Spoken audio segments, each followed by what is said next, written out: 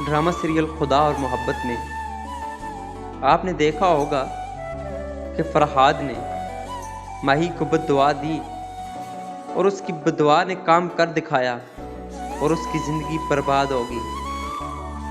इसलिए तो कहते हैं कि आशिक की बद्दुआ से बचो, क्योंकि आशिक रब के बहुत करीब होता है और उसकी बद्दुआ फ़ौरन असर करती है। मैं भी इस बात के हक़ में नहीं कि आशिक को इस तरह अपने महबूब को बद्दुआ देनी चाहिए थी कि जिससे उसकी ज़िंदगी ही बर्बाद हो जाए। लेकिन आजकल के बहुत से आशिक अपने महबूब को बद्दुआ देते हैं और उनकी बद्दुआ असर क्यों नहीं करती, जबकि फरहाद की बद्दुआ ने असर कर दिखाया। तो एक बात याद रखें कि आशिक की आग कभी रद्द नहीं जाती, आशिक की आग कभी रद्द नहीं जाती।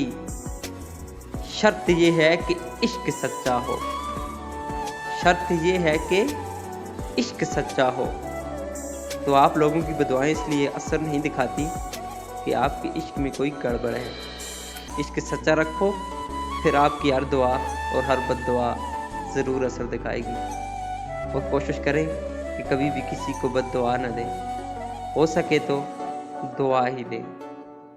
जहाँ तक बात है कि फरहाद ने माही को बद्दुआ क्यों दी, तो कभी कभी आशिक अपने इश्क की आग में इस कदर जल रहा होता है कि उसे खुद भी समझ नहीं आ रही होती कि वो क्या बोल रहा है और उसके इन लफ्ज़ों से किसी की ज़िंदगी पर क्या असर पड़ेगा।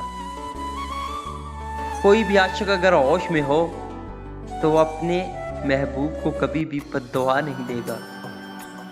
बस उसने तो अपने जले हुए दिल से कुछ लफ्ज़ अदा कर दिए और उन लफ्ज़ों ने जो उसकी ज़िंदगी पे असर डाला वो तो आपने बखूबी देखा ही होगा कि किस तरह उसके कहे हुए लफ्ज़ उसकी आह माही को लगी और उसकी ज़िंदगी बर्बाद होगी। एक दफ़ा फिर मैं यहाँ कहूँगा कि आशिक की आह कभी रद्द नहीं जाती, आशिक की आह कभी रद्द नहीं जाती।